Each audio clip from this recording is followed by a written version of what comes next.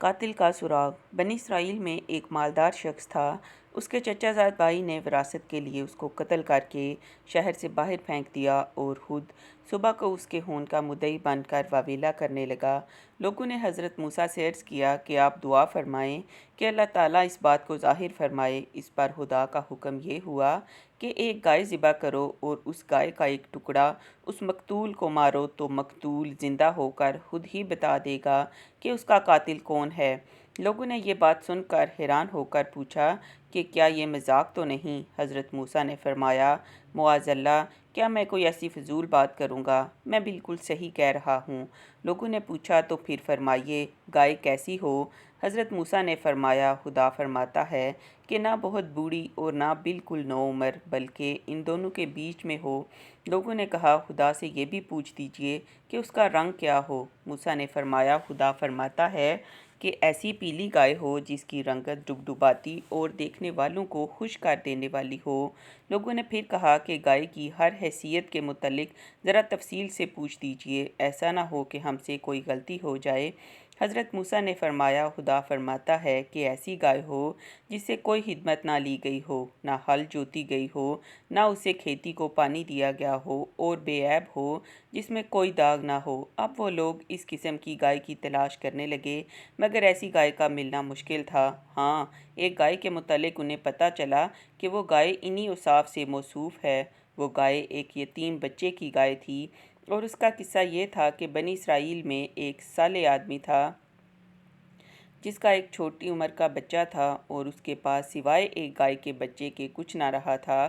اس نے اس بچیا کی گردن پر مہر لگا کر اسے چھوڑ دیا اور بارگاہ خداوندی میں عرض کیا کہ اے اللہ، میں اس بچیا کو اپنے بیٹے کے لیے تیرے پاس ضمانت رکھتا ہوں۔ میرا بیٹا جب بڑا ہو جائے تو یہ اس کے کام آئے۔ اس مرد صالح کا تو انتقال ہو گیا اور وہ بچیا جنگل میں پرورش پاتی رہی۔ یہ لڑکا جب بڑا ہوا تو باپ کی طرح صالح اور نیک نکلا، اپنی ماں کا بڑا فرما بردار تھا۔ ایک روز اس کی ماں نے کہا بیٹا، تیرے باپ نے فلاں جنگل میں تیرے لیے ایک بچیا چھوڑ دی ہے، وہ اب جوان ہو گئی ہوگی، اس کو جنگل سے لے آ اور اللہ سے دعا کر کہ وہ تجھے تیری امانت عطا فرما دے۔ چنانچہ وہ لڑکا جنگل پہنچا اور اپنی گائے کو دیکھ کر ماں کی بتائی ہوئی نشانیاں اس میں پا کر اسے پہچان لیا اور خدا کی قسم دے کر اسے بلایا تو گائے فوراً حاضر ہو گئی۔ وہ اسے لے کر ماں کے پاس پہنچا۔ ماں نے حکم دیا کہ جاؤ اسے بازار میں لے جا کر 3 دینار میں بیچ آؤ، اور شرط یہ رکھی کہ جب سودا ہو جائے تو ایک بار پھر مجھ سے پوچھ لیا جائے۔ اس زمانے میں گائے کی قیمت 3 دینار تک ہی ہوتی تھی۔ وہ لڑکا گائے لے کر بازار پہنچا تو ایک فرشتہ خریدار کی شکل میں آیا اور اس گائے کی قیمت 6 دینار لگا دی، مگر اس شرط پر کہ لڑکا اپنی ماں سے اجازت نہ لینے جائے بلکہ یہیں کھڑے کھڑے خود ہی بیچ ڈالے۔ لڑکے نے منظور نہ کیا اور کہا کہ ماں سے اجازت دیے بغیر میں ہرگز کوئی سودا نہ کروں گا۔ پھر گھر آ کر ماں کو سارا قصہ سنایا۔ ماں نے 6 دینار پر گائے بیچ دینے کی اجازت تو دے دی مگر کسی اور کے ساتھ سودا ہو جانے کے بعد پھر اپنی مرضی دریافت کر لینے کی پابندی لگا دی۔ وہ لڑکا پھر بازار میں آیا اور وہی فرشتہ خریدار بن کر آیا اور 12 دینار قیمت لگا دی، مگر اس شرط پر کہ لڑکا ماں سے اجازت لینے نہ جائے۔ لڑکے نے یہ بات پھر نامنظور کر دی اور ماں سے آ کر سارا حال کہہ دیا۔ ماں سمجھ گئی کہ یہ خریدار کوئی فرشتہ ہے جو آزمائش کے لیے آتا ہے۔